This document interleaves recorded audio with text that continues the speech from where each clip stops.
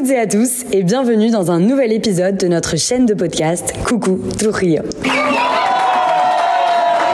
Il s'agit aujourd'hui d'un épisode un petit peu particulier qu'on a intitulé Voix de passage, car une artiste qui est de passage sur Trujillo prendra la parole avec nous dans cet épisode. Alors bien sûr, le principe reste le même. On fait pratiquer le français aux étudiants de l'Alliance, mais en incluant les artistes francophones qui nous rendent visite. J'ai donc le plaisir de lancer cet épisode bonus de notre chaîne intitulé Voix de passage. Alors l'artiste qui nous rend visite aujourd'hui est franco-péruvienne et elle est actuellement en tournée au Pérou pour son spectacle Hamaca qu'elle va nous présenter juste après. Et je vous présente donc Christine Audat. Bravo!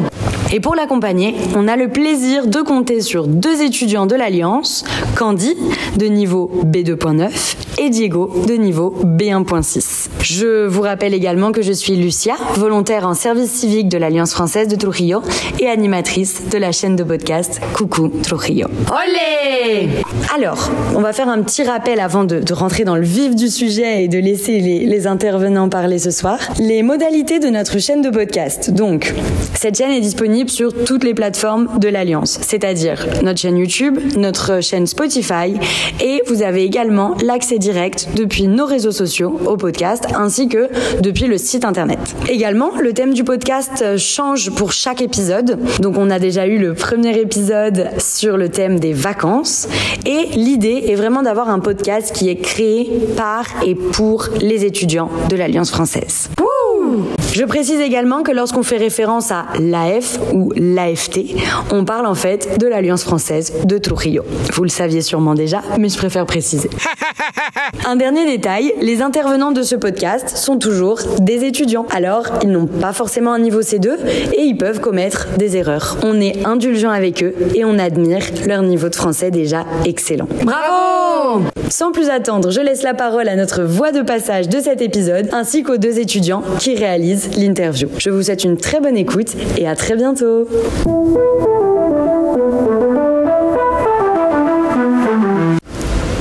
Coucou à tous, ça va Christine? Ça va très bien, merci Candy. Je suis très contente d'être ici aujourd'hui pour présenter le concert Hamaca. Et je suis franco-péruvienne, donc du coup le concert a des compositions. Je suis compositrice, chanteuse, autrice, cantautora, comme on dit ici, cantautora franco-péruana. Et donc je vais présenter mon spectacle Hamaca. Ce sont des nouvelles compositions et j'ai choisi le hamac pour plusieurs raisons, parce qu'il faut 2 points pour qu'il puisse tenir. Et donc comme j'ai une partie en France, une partie au Pérou, et puis j'aime aussi le fait que ce soit un moment de repos, de créativité, de rêve. Donc c'est un petit peu ce que je vais proposer ce soir et on va être en trio avec Nicolas Agullo à la guitare. Il est habituellement chef d'orchestre, donc notamment de la Sorbonne Université et d'autres orchestres en France. Et là, il va accompagner à la guitare avec des arrangements et Miguel Bayumbrosio, qui est un grand percussionniste péruvien et zapateador.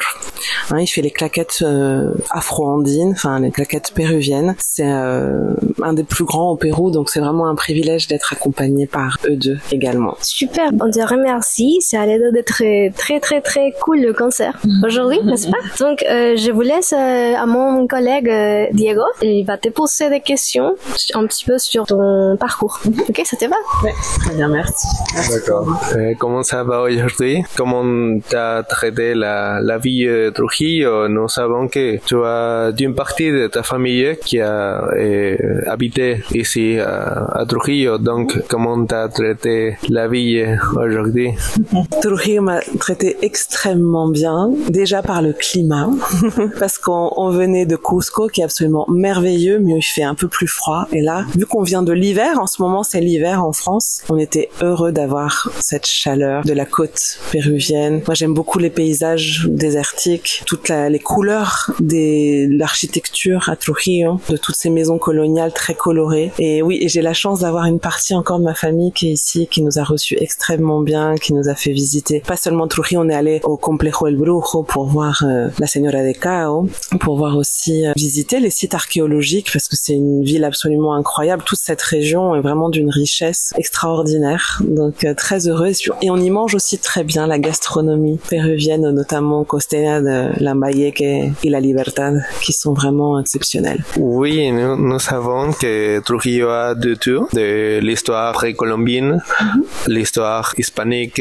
coloniale, républicaine par exemple. Maintenant, nous allons faire une petite dynamique avec ma partenaire. Nous allons faire quelques questions sur ta carrière comme chanteuse. Donc, d'abord, ma partenaire va te faire quelques questions. Donc, tu nous as parlé, t'as parlé un peu de ton parcours. Donc, ton parcours est marqué par un engagement fort. Quels ont été les moments clés qui ont façonné votre engagement en faveur des droits des femmes? Quelle est la relation entre ta carrière et les droits des femmes? Merci pour ta question. J'ai envie de dire depuis l'engagement, il est depuis que je me suis rendu compte que j'étais une femme, c'est-à-dire qu'on allait me traiter différemment parce que je suis une femme. Donc depuis mes 5 ans, en fait très très petite, je me suis rendu compte qu'il y avait une différence de traitement et j'ai eu très tôt un sentiment d'injustice vis-à-vis de cette différence de traitement parce que pour moi c'est une forme de discrimination. J'ai senti très tôt qu'il n'y avait pas la même place et très tôt j'ai eu cette révolte de mais pourquoi c'est pas juste. C'est vraiment un sentiment d'injustice qui a grandi et ensuite comme j'ai fait des études de sociologie et de sciences politiques, j'ai vraiment beaucoup plus mieux compris ça et aussi étudié mieux. Donc j'ai notamment intégré des mouvements féministes en France à une époque où c'était pas encore aussi diffusé ou voire à la mode comme c'est aujourd'hui. Et j'ai étudié notamment les raisons des engagements féministes dans 2 associations très importantes en France à l'époque qui étaient Ni pute ni soumise et Mixité. Et j'ai fait mon mémoire là-dessus. Et après je suis venue travailler au Pérou et là aussi j'ai pu aussi m'engager par rapport aux droits des femmes et je pense qu'aussi cette biculturalité m'a aidé aussi à comprendre comment pouvaient être traitées les femmes en France, au Pérou et avoir cette vision. En tant que compositrice et chanteuse aussi, il y a ce besoin d'exprimer la parole d'une femme, donc aussi de prendre la place et d'avoir une parole.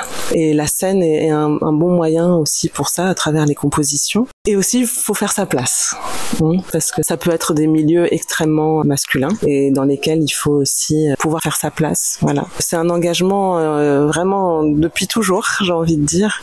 Et du coup, je suis très très très contente et même voilà, pour moi ça c'est symboliquement très très fort d'être invitée dans le cadre de la Journée internationale des droits des femmes pour le 8 mars par l'ambassade de France et d'être reçue dans les alliances françaises au Pérou pour aussi voilà présenter une création, une fusion franco-péruvienne qui est ce que je suis et aussi en tant que femme pouvoir avoir un message qui est essentiellement d'amour et de paix et de place pour tout le monde parce que je suis profondément convaincue que si les femmes ont une juste place, les hommes aussi en profiteront. Ça bénéficiera vraiment à tout le monde. Ce sera juste plus serein et plus égalitaire pour tout le monde. Voilà. Ok, bah magnifique. C'est vrai que l'industrie musicale, c'est plutôt un monde de hommes. C'est un peu compliqué qu'une femme lance une bande ou soit une chanteuse, non? Comme soliste. On continue avec la deuxième question. Est-ce que tu peux nous parler un petit peu de ton album Oda et la chanson qui a connecté le plus avec les femmes en général?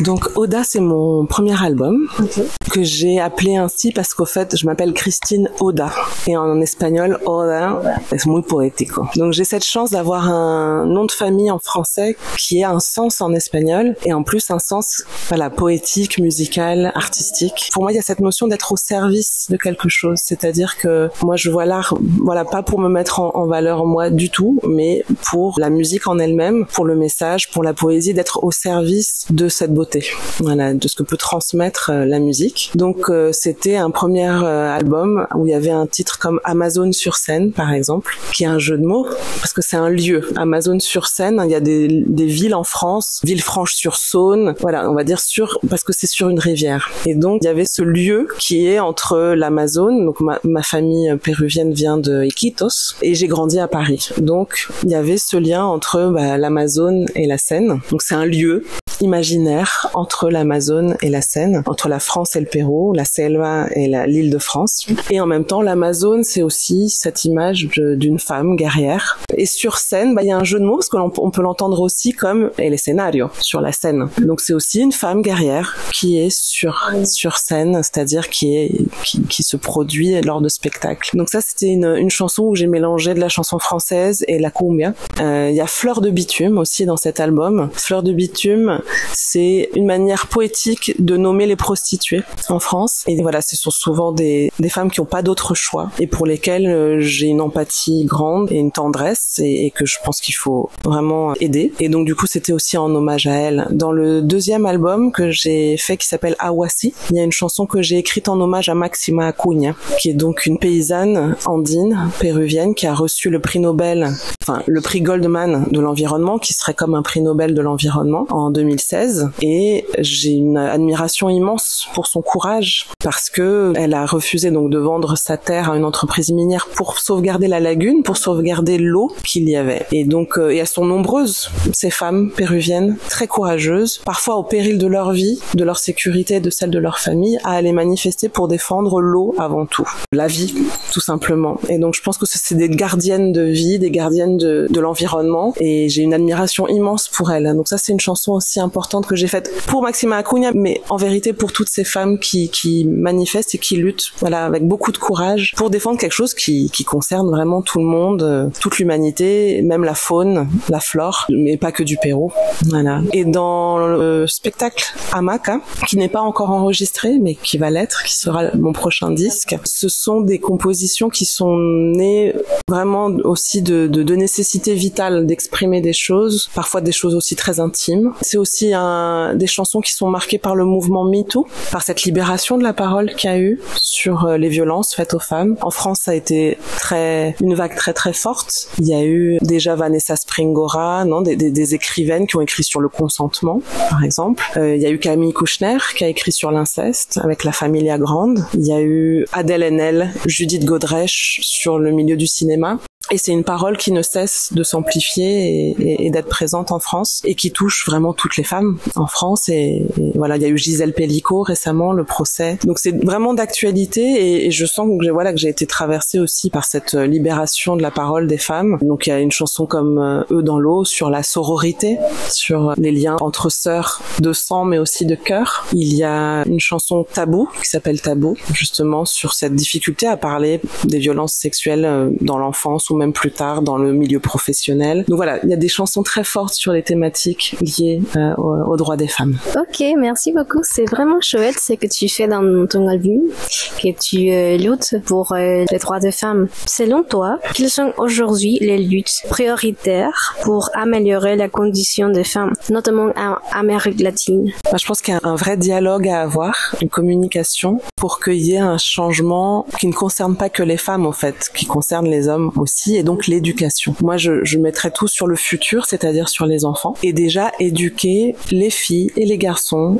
d'une manière égalitaire et pas dans une culture de violence, parce qu'on voit toujours les garçons avec les pistolets, et voilà, une virilité qui est mise en valeur, et pareil, une surféminité qui est mise en valeur chez les filles. Voilà, sans vraiment avoir une culture peut-être plus de paix, voilà, en général pour tous les êtres humains, qu'ils soient garçons ou filles, vraiment parier sur la génération qui vient pour changer vraiment profondément dans l'éducation et que chacun puisse avoir sa place. C'est-à-dire qu'il y a aussi moins de pression sur les hommes pour que ils gagnent la vie pour toute la famille, qu'ils payent tout. Enfin, il y a aussi pour moi des injonctions sur les hommes qui sont pesantes, comme sur les femmes d'être plastiquement jolies, conformes. Et voilà. Donc pour moi, c'est vraiment quelque chose qui doit se voir main dans la main, hommes et femmes, pour que ça change. Et je pense qu'il y a quand même une grande attention à avoir sur les petites filles et sur la protection des petites filles, parce que je pense que les chiffres sur les violences sexuelles sont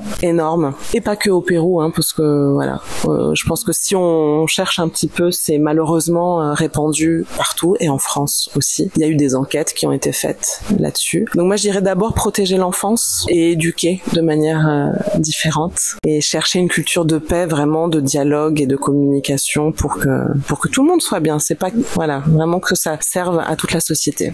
Tout à fait, je suis vraiment d'accord avec toi. Tout commence avec les enfants.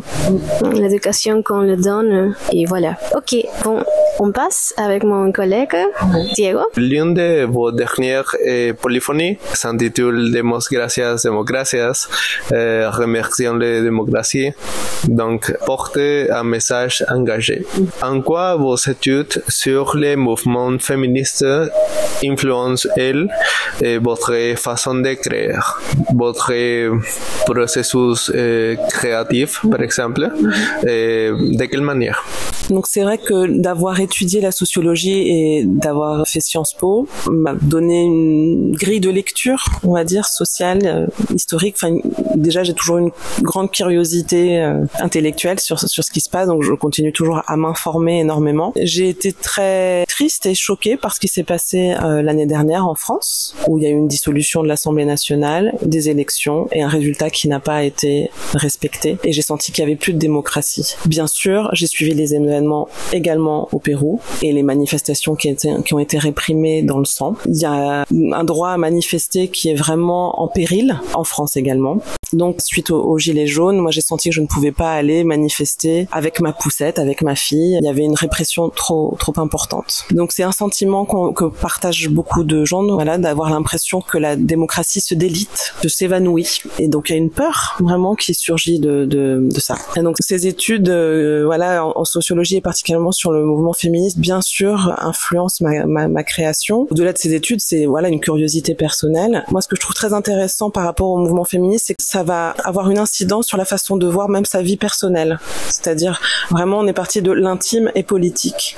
C'est-à-dire que la place dans la famille, la place dans les relations de couple, la place dans la maternité vont être questionnées dans le féminisme. Et donc, on va parler de l'intime et ça devient quelque chose de politique. Et je pense que cette puissance la puissance de ce mouvement vient de ce va-et-vient entre le mode de vie, la façon de vivre et la sphère personnelle, la sphère professionnelle, la sphère sociale qui sont mélangées. Et donc du coup, j'essaye d'être le plus cohérente possible dans ma vie personnelle et dans mon art et dans ce que je vais défendre comme message. Et ces lectures, c'est le partage de la libération de paroles, voilà, tout ce suivi vont nourrir bien sûr mes chansons et la façon d'écrire. Bien, très très bien. Après, tu as parlé sur Máxima Acuña. Donc, comment peut-on permettre que à plus de femmes et d'enfants comme Máxima Acuña, qui est une figure de la résistance andine au XXIe siècle, d'accéder à la création et à la diffusion musicale, tout en leur donnant envie de rêver d'un avenir musical, versé dans la grande hamaca? Máxima Acuña, elle chante elle-même. Je sais pas si tu l'as écoutée. Quand elle raconte son histoire, elle le fait en chantant. C'est d'une puissance extrême, émotive, musicale, humaine, politique aussi. Donc elle a déjà cet espace-là, hein, quand elle a reçu ce prix-là, elle a chanté pour raconter son histoire. Donc elle transmet déjà musicalement aussi son histoire et son message. Et je suis pas sûre d'avoir bien compris la question. Comment permettre oui. Et l'accès de ces voix-là, de femmes et d'enfants sur ces espaces de la musique. De la musique, bien sûr. Alors, justement, il y a eu hier une masterclass que j'ai donnée ici à des compositrices ou chanteuses. Et vraiment, il y a cette question de la confiance en soi et de se permettre de juste prendre sa place et d'avoir une voix qui soit une parmi d'autres à être écoutée. Et donc, c'est donner cette confiance de pouvoir exprimer tant les sentiments que l'histoire qu'on a, le message qu'on a envie de raconter. Donc, c'était un atelier pour moi très important de donner des éléments techniques, de techniques vocales, de techniques de présence scénique, mais également, on va dire de manière plus profondément artistique, qu'est-ce qu'on a envie de défendre sur scène et de prendre sa place en tant que femme sur scène. Donc j'essaye à ma mesure de donner confiance à ces chanteuses, à ces autrices-compositrices pour prendre leur place. Oui, je sais que la confiance soi-même, c'est les problèmes les plus courants aujourd'hui. Toutes les personnes, en Pérou par exemple, il y a une crise de la santé mentale, de la confiance. Et je sais que c'est un problème aussi à l'heure de chanter. Donc, mon troisième question, c'est sur ces cultures de la non-violence. Comment les folklore andin peut-il aider à construire une culture de non-violence en Amérique du Sud et apporter un vrai apaisement aux femmes? Pour moi, il y a quelque chose de l'ordre de la fierté, c'est-à-dire d'être fier de sa culture. Et le folklore, comme c'est vraiment quelque chose de très puissant dans une identité, que ce soit les danses, les musiques, les instruments, la langue.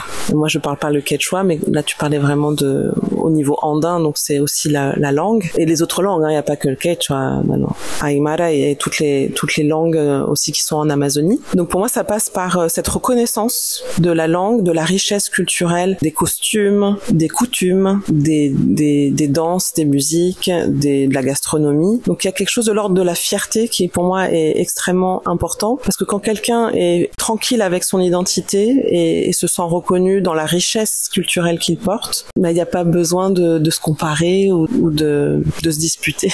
Donc, et on revient à cette question de confiance, pour moi qui est essentielle. Dans ma musique, j'aime beaucoup donc pouvoir représenter la richesse de ce folklore péruvien et de le mélanger aussi, de le faire connaître en France, parce que voilà, la majorité du temps je suis en France, j'ai ma carrière en France, et donc c'est faire connaître cette richesse musicale qu'on a au Pérou, de la côte, des Andes, d'Amazonie, aux Français, en mélangeant aussi en français pour qu'ils puissent aussi comprendre et avoir une vision de cette richesse. Là, je sais pas si j'ai répondu. Oui, sur la musique de la côte, par exemple, j'ai écouté récemment une chanson de toi qui s'intitule Magdalena, n'est-ce pas? Oui, c'est très intéressant. Dans votre carrière de chanteuse, quelles ont été les difficultés les plus marquantes? Et selon vous, quel défi reste encore à relever pour les chanteuses d'aujourd'hui? La carrière artistique est pleine de défis permanents, que ce soit par rapport à mon instrument, par exemple, qui est la voix. L'instrument, c'est tout le corps, donc c'est déjà prendre soin de son instrument, savoir une discipline de vie, un mode de vie qui soit compatible. C'est presque comme on utilise 300 à 400 muscles pour chanter, donc c'est un peu comme un athlète. Il faut faire attention à ce qu'on mange, faire du sport, bien dormir. Ça paraît trivial, mais c'est prendre soin de son instrument, être sans cesse en train de le travailler et de le perfectionner, d'avoir une exigence artistique, musicale, technique. Moi, je joue plusieurs instruments et voilà, j'essaye de toujours apprendre de nouveaux instruments, de nouveaux riffs et de perfectionner. Et ensuite, d'être dans mes compositions et dans ma création, d'être le plus sincère avec ce qui se passe, en cohérence avec l'actualité et avec ce que j'ai envie d'exprimer. Et aussi ces questions identitaires dont on parlait en tant que franco-péruvienne. Les moments marquants dans la carrière, ça va être des scènes très importantes. Par exemple, quand j'ai chanté à la Philharmonie de Paris, c'était absolument magique. Ça a été beaucoup de préparation, d'engagement aussi avec l'orchestre, avec les enfants qui faisaient partie du projet Demos, et d'être dans cette merveilleuse scène et de partager une chanson du folklore sud-américain justement à un public français. Les albums aussi, ça a été, je dis que c'est presque comme des accouchements, c'est comme des bébés, parce que c'est un processus très long finalement, la création, parce que ce sont des idées qui mûrissent, ce sont plein d'influences qu'on travaille, énormément de travail pour arriver à une chanson, tout simplement, qui dure pas longtemps, qui est éphémère, qui est abstraite et qu'on offre. Donc c'est beaucoup de travail, et j'ai cette chance. Pour moi, c'est une chance incroyable de pouvoir m'exprimer à travers la musique, à travers le chant. Donc je le vois vraiment avec beaucoup de joie à chaque fois, et un sentiment de chance de pouvoir le partager. Et voilà, des tournées comme celle-ci sont extraordinaires pour pouvoir partager avec le public péruvien. Pour moi, ça a énormément de sens de pouvoir partager ma musique ici au Pérou. D'accord. C'est toujours une responsabilité d'équilibrer la vie familière, la vie personnelle, professionnelle, etc. N'est-ce pas? Enfin, après ces défis, comment l'éducation musicale peut-elle aider à réduire les inégalités entre hommes et femmes? Alors déjà, l'éducation musicale en soi pour tous les enfants, ça a été prouvé vraiment scientifiquement que avoir une éducation musicale allait développer tous les autres champs de connaissances et d'éducation. Donc pour moi, ça devrait être fondamental dans l'éducation nationale partout au niveau mondial, parce qu'il y a justement le fait qu'on utilise les deux parties du cerveau, qu'il y ait beaucoup de connexions. Par exemple, moi j'ai étudié le piano et entre lire la partition, la main droite, la main gauche, la clé de sol, la clé de fa, la coordination, tous les instruments vont développer énormément le cerveau et vont aider à tous les autres apprentissages. Donc au-delà de homme ou femme, pour moi, tous les enfants devraient avoir accès à l'éducation musicale. C'est pour ça que je m'attache à cette transmission. Je donne des ateliers aussi donc pour adultes, pour des professionnels, mais également pour des enfants à la Philharmonie de Paris en France. Et je suis toujours ravie de pouvoir partager avec les enfants parce que ça travaille aussi la confiance en soi dont on parlait, qui est fondamentale. Et concernant les hommes et les femmes, là pour le coup, il n'y a pas de distinction. C'est vraiment utile à tous. D'accord, pour finir, cette interview avec Christine Odat, je voudrais te poser cette question. Quel message tu aimerais transmettre aux jeunes générations et particulièrement aux jeunes femmes qui souhaitent s'engager par rapport à leurs droits ou sinon pour devenir des musiciens ou des chanteuses en soliste comme toi?